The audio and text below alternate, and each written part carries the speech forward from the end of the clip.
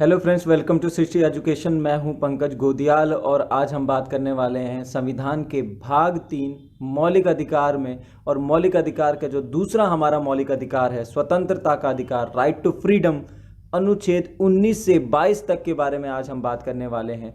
तो उन अनुच्छेद 19 वाक एवं अभिव्यक्ति, सम्मेलन, संघ, संचरण, निवास एवं वृत्ति की स्वतंत्रता प्रदान करता है। अनुच्छेद 20 दो सिद्धि के संबंध में संरक्षण। अनुच्छेद 21 प्राण एवं दैहिक स्वतंत्रता का संरक्षण। अनुच्छेद 21 को प्रारंभिक एवं अनिवार्य शिक्षा का अधिकार। और अनुच्छेद 22 कुछ दशाओं में गिरफ्तारी और निरोध से संरक्षण प्रदान किया जाता है इस स्वतंत्रता के अधिकार के अंतर्गत। तो इन 5 आर्टिकल जो अनुच्छेद है, इनके तहत ये सारी की सारी स्वतंत्रताएं दी जाती हैं। चलिए देखते हैं। तो अनुच्छेद 19 के एक या अनुच्छेद 19 का 1 का sub clause A, B, C, D, E, F और जी, ये सारे के सारे क्लॉजेस यहाँ पर रखे गए हैं। तो इसी अनुच्छेद 19 के 1 के सब क्लॉज ए में हमें दी गई है बोलने की स्वतंत्रता, यानी देश के नागरिक को बोलने का अधिकार है, वाक अभिव्यक्ति का अधिकार है, प्रेस की स्वतंत्रता यहाँ पर दी गई है, फोन टेपिंग के विरुद्ध का अधिकार यहाँ पर दिया गया है, सरकार से संबंधित जितने भी कार्रवाई होती हैं उनको जानने का अधिकार यहाँ पर दिया गया है। तो यहाँ पर बोलने की स्वतंत्रता, यानी आप बोलने के लिए स्वतंत्र हो, ये सारी की सारी स्वतंत्रता यहाँ पर दी गई हैं। बी में सम्मेलन करने की स्वतंत्रता, यानी देश के किसी भी नागरिक को बिना हथियार के शांतिपूर्वक संगठित होने का अधिकार है, यानी वो सार्वजनिक बैठकों में भाग लेने और प्रदर्शन करने का भी यहाँ पर उसको अधिकार दिया गया है। इस स्वतंत्रता का उपयोग वो केवल सार्वजनिक भूमि पर बिना हथियारों के ही किया जा सकता है, ठीक है।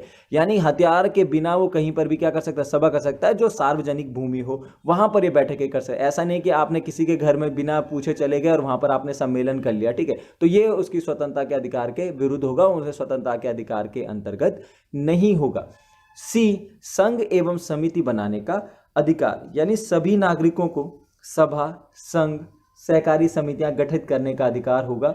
इसमें मुख्य रूप से आप एग्जाम्पल के लिए समझ सकते हैं कि राजनीतिक दल बनाने का अधिकार, समिति बनाने का अधिकार, कोई व्यापार संगठन बनाने का अधिकार, ठीक है। बहुत सारे ऐसे व्यापार होते हैं जहां पर क्या होता है, जैसे ज्वेलरी से ले सकते हैं आप, ठीक है, कहीं पर टैक्सी संगठन से आप, टैक्सी यूनियन से आप ले सकते हैं। तो वो लोग अपने अपने व्यापार के अंदर क्या बना सकते हैं, संगठन बना सकते हैं और उनको संचालित करने का भी अधिकार यहाँ पर दिया गया है।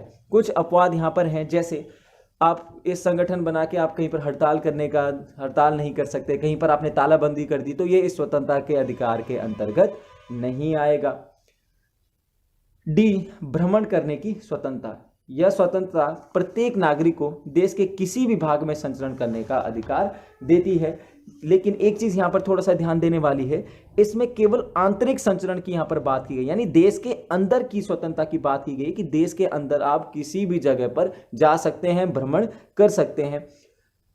लेकिन यहां पर एक अपवाद की अगर हम बात करें तो यहां पर आपको क्या रोक लगाई जा सकती है, जैसे अनुसूचित जनजातीय क्षेत्रों में जाने से आपको रोका जा सकता है। जैसे कि हमारे पास एक द्वीप है, अंडमान निकोबार द्वीप समूह है, वहां पर कुछ ऐसे जनजातीय क्षेत्र हैं जहां पर हमारे नागरिकों को या किसी को भी वहां पर जाने से रोका जा सकता है। क्यों रोका जा सकता है? क्योंकि सरकार को ऐसा लगता है कि जो ये अनुसूचित जनजातीय क्षेत्र हैं उनकी विशेष संस्कृति है, उनकी एक विशेष भाषा है, लिपि है, इसको सुरक्षा प्रदान करने के लिए वहां पर आपको जाने से वहां पर रोका जा सकता है।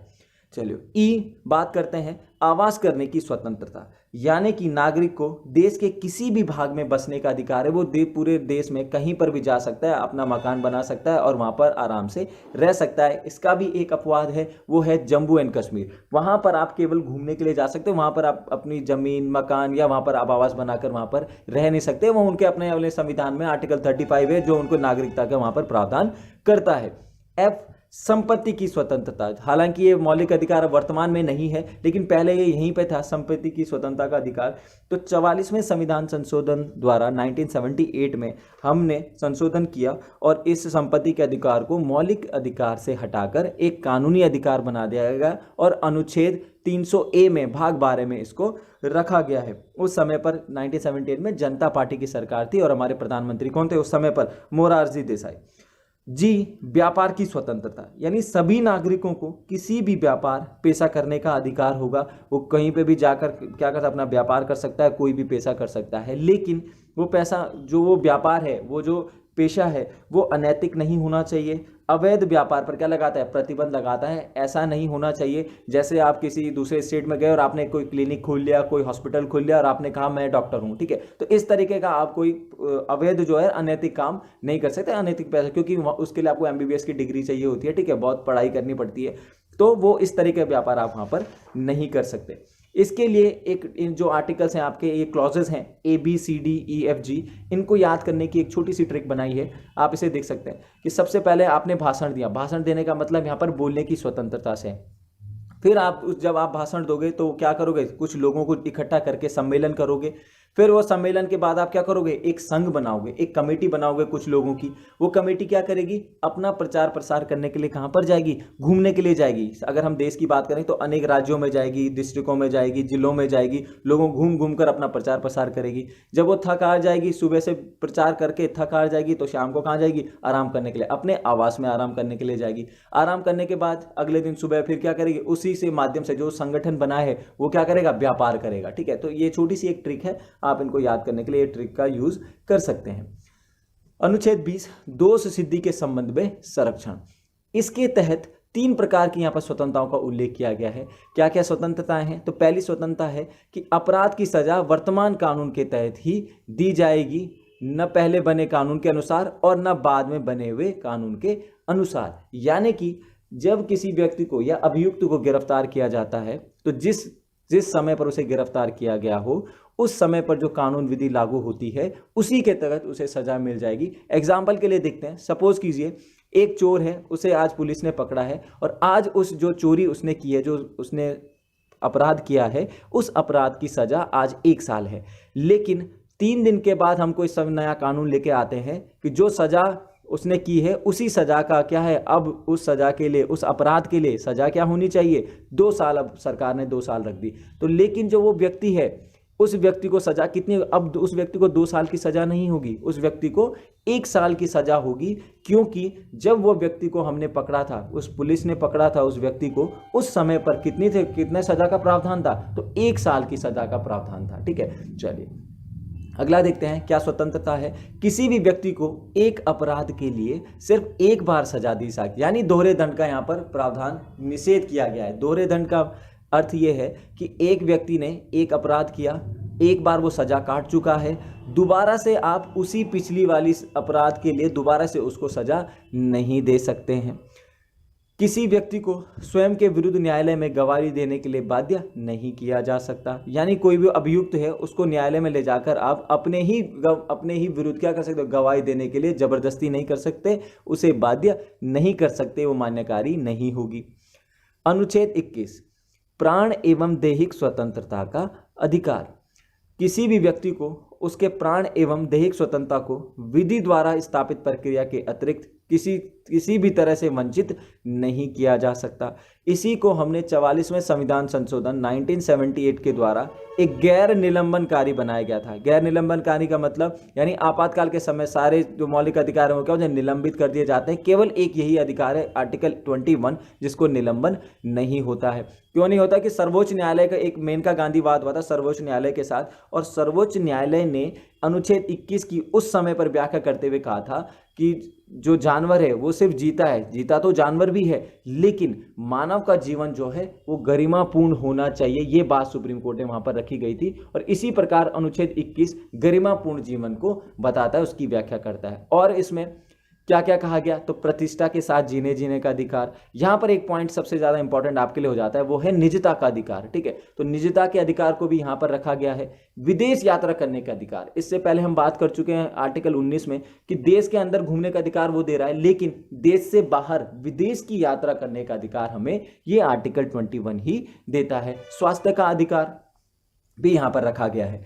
अनुच्छेद 21A में शिक्षा का मूल अधिकार, यानी 86वें संविधान संशोधन 2002 के द्वारा हमने ये आर्टिकल लिखा और कहा कि राज्य 6 से 14 वर्ष के बच्चों की निःशुल्क और अनिवार्य शिक्षा की व्यवस्था करेगा। अनिवार्य शिक्षा का मतलब है यहाँ पर कि जो राज्य सरकार को लगे कि वो कब तक उसे अनिवार्य शिक्षा दी जाती है और वो कैसी होगी? निःशुल्क होगी। ये व्यवस्था राज्य के द्वारा की जानी चाहिए।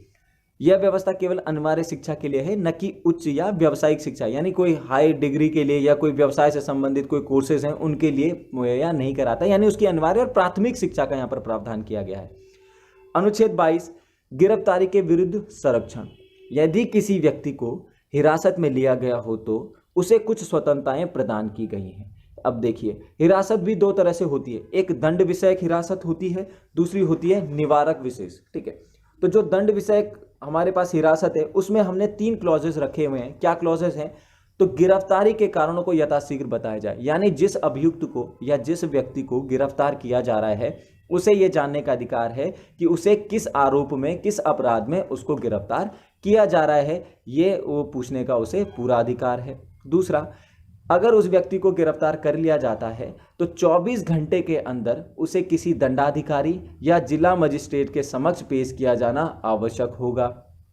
तीसरा, अगर वो व्यक्ति गिरफ्तार होता है तो उसे अपने पसंद के वकील से सलाह लेने का भी अधिकार यहाँ पर दिया गया है। दूसरा जो हिरासत का है, निवारक निरोध होता है, तो ये निवारक निरोध कानून के अंतर्गत किसी भी व्यक्ति को अपराध करने से पूर्व ही गिरफ्तार किया जाता है और किस आधार पर? केवल शक के आधार पर आप उस व्यक्ति को हिरासत में ले लिया जाता है और उसे नजरबंद कर दिया जाता है। ठीक है, व्यक्ति के निरुद्ध के 3 माह से अधिक तक नहीं बढ़ाई जा सकती है जब तक सलाहकार बोर्ड इस बारे में उचित कारणों का पता न लगाए। ठीक है, तब तक इसको नजरबंद किया जा सकता है। और जो ये सलाहकार बोर्ड की बात मैं कर रहा हूँ, ठीक है, सलाहकार बोर्ड में होते कौन है? तो जो सलाहकार बोर्ड होता है इसमें उच्च न्यायालयों के न्यायाधीश होते हैं, वही इस बारे में उचित कारणों का पता लगाते हैं। इन निवारक निरोध कानून के अंतर्गत किया जाता है, केवल शक के आधार पर आपको हिरासत में लिया जाता है। ठीक है, चलिए, thank you so much guys. अगर आपको ये वीडियो अच्छा लगा हो तो प्लीज़ लाइक करें, शेयर करें, कमेंट करें और सब्सक्राइब करना ना भूलें। Thank you.